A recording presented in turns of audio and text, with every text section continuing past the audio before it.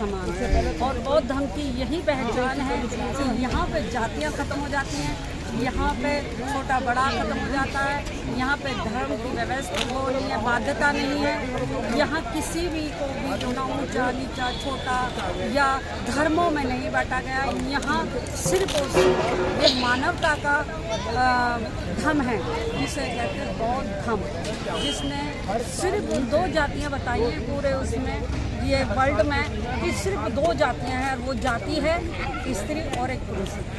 इस बौद्ध धर्म की एक बहुत अच्छी, बहुत अच्छा एक संदेश है। इसमें संदेश दिया गया है कि जहाँ सभी धर्मों में आलोचना की जाती है, महिलाओं को छोटा समझा जाता है, महिलाओं को पुरुषों की बराबर नहीं आने दिया जाता, महिलाओं को अपनी बात कहने का अधिकार नहीं होता। और आज आप देख रहे हो कि घोड़ी पे चढ़ने के लिए जो ना व्यक्ति को मार रहा है, मूंछ रखने के लिए मार दिया जाता है, अच्छे ड्रेस में अगर आप चलो चश्मे लगा रहे तो मार दिया जाता है। और सबको ये कहा जाता है कि भाई तुम इस वर्ण व्यवस्था से आते हो, इस जाति से आते हो, तो तुम हमारे बराबर के बैठने लायक नहीं हो। बुद्ध पूर्णिमा मनाई जा रही है, और जैसा भी आपने कहा कि ये धर्म सभी को समानता सिखाता है, देश में मनाई जा रही है, लेकिन क्या देश में ऊंच नीच खत्म हो रही है? देखिए, जो बुद्ध को मानने वाले लोग हैं वो बुद्ध का धर्म लेके चलते हैं, पंचशील को मानते हैं, पंचशील के नियमों को मानते हैं, त्रिशरण मानते हैं। और जो लोग बौद्ध धर्म को मानते हैं, जानते हैं, तो पंचशील को अगर वो पूरा धारण करते हैं और वो संपूर्ण पंचशील की विचारधारा को फॉलो करेंगे, तो सीधी सीधी बात है उनकी तरक्की प्रगति करने से कोई रोक नहीं सकता। सीधी बात है कि पंचशील हमारा कहता है कि हमें जो है दारू नहीं पीनी, व्यभिचार नहीं करना, ऐसे शब्द नहीं बोलने जिससे किसी को दिल को ठेस लगे, सूरा मेरा मज्जे। हमारा 5वां जो सील है वो ये कहता है कि जो ना हमें किसी भी तरीके का कोई भी नशा है, किसी भी तरीके का है, हमें नशीले पदार्थ चाहे धन दौलत का भी हो, अपनी शोहरत का हो, अपने रूप रंग का हो, कैसा भी नशा हो सकता है, उस नशे से हमें दूर रहने का प्रेरणा देता है। और जो इंसान सबसे पहले पंचशील मानेगा, ठीक है, वो तो कभी भी जो ना गलत काम कर नहीं सकता, गलत उसकी भाषा नहीं होती, गलत उसके शब्दों का वो उच्चारण नहीं करेगा, तो ये पंचशील की ताकत है। फिर बाबा साहब डॉक्टर भीमराव अम्बेडकर जी ने 14 अक्टूबर 1956 में हमें बौद्ध धर्म की दीक्षा दी, और उसमें 22 प्रतिज्ञाएं दी। कुछ लोग कहते हैं 22 प्रतिज्ञाओं का पालन करना संभव नहीं है, तो मैं ये कहती हूँ 22 प्रतिज्ञाओं का मत करो, जितनी प्रतिज्ञाओं का आप कर सकते हो, सम्मान से आप उनका आदर और सत्कार के साथ मान सकते हो, उतने मानो, उतने में भी आपका कल्याण है। आपका कल्याण करने से कोई रोक नहीं सकता।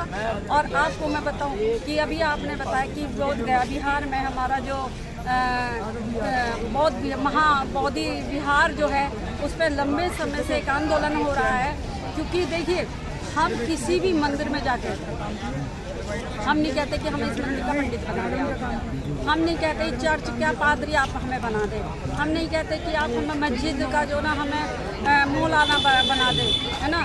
हम जैन धर्म में नहीं जा रहे कि आप हमें जैन का जो सबसे बड़ा जो वो पद है आप हमें दे दें। हम तो सिर्फ ये कह रहे हैं कि बौद्ध और उनका जो धर्म है, जो जहाँ पे तथागत बुद्ध ने ज्ञान की प्राप्ति की, ठीक, आप उस क्षेत्र को तो छोड़ दें हमारे लिए।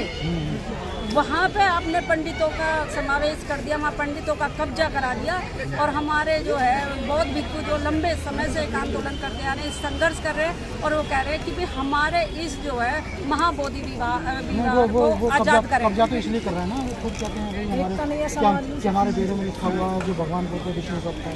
सर, अगर विष्णु का अवतार अगर होते, है ना, तो फिर ये विष्णु के अवतार को मान के बुद्ध के जो ना जगह को छोड़ते। वहाँ पे तो बुद्ध तो सारी दुनिया को संदेश देते हैं, और हमारे देश के जो भी बड़े बड़े नेता हैं, प्रधानमंत्री है, राष्ट्रपति है, गृह मंत्री है, या कोई भी नेता जाता तो कहता है कि जी हम बुद्ध की धरती से आए।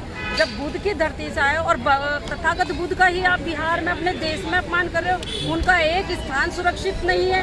क्योंकि वहाँ पे जो है जो विदेशों से जो पर्यटक आते हैं, वो लंबे जो ना वहाँ पे दान आता है, बहुत बड़ा दान आता है ना, और विश्व की धरोहर है वो, उस धरोहर को क्यों खत्म करना चाहते हो आप? एक झांकी के रूप में, क्या नाम गार्गी जी जी, आज आपने जिस तरह से ये झांकी में आप उपस्थित रही, तो सबसे पहले बताइए कैसा लगा आपको? आप सभी को जय हिंद, नमो बुद्धाय। और आप सभी को मेरी तरफ से बुद्ध पूर्णिमा की बहुत बहुत हार्दिक शुभकामनाएं।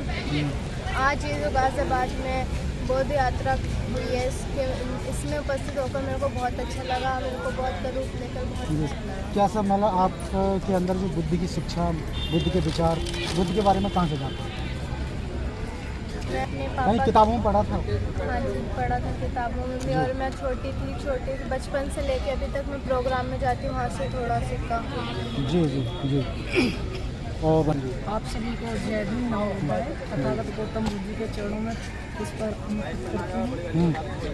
आज मैं यहाँ गाज़ियाबाद आई हूँ, मुझे बहुत अच्छा लगा। लेकिन एक चीज़ नोटिस करी, जी जी अभी सबसे पहले हमारे समाज को जागरूक होने की ज़रूरत है कि हमारे जो समाज के लोग हैं दो नाव में सवारी करते हैं। जी, तो जागरूक कैसे करेंगे? कौन करेगा जागरूक?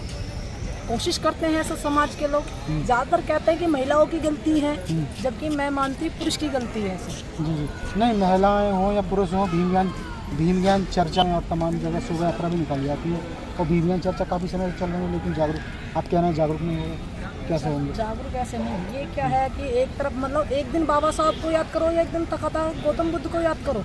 शादी हो तो हिंदी रीति रिवाज से करें, तो ये कोई फायदा नहीं है। सबसे पहले समाज को जागरूक जो लोग जागरूक नहीं है और जो जानते नहीं हैं उनको कौन बताएगा?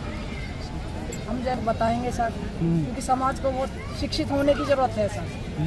पहले के जो लोग थे वो अनपढ़ थे, उनको नहीं पता था सर। एक छोटी सी आप कहो जागरूक करने की तो कितने लोग जा रहे हैं ग्रामीण क्षेत्र में? तो मैंने तो बहुत प्रयास किया था, बस थोड़ा ये लॉकडाउन हो गया और फिर नौकरी लग गई सर, तो नौकरी के चक्कर में लग गई। जी जी।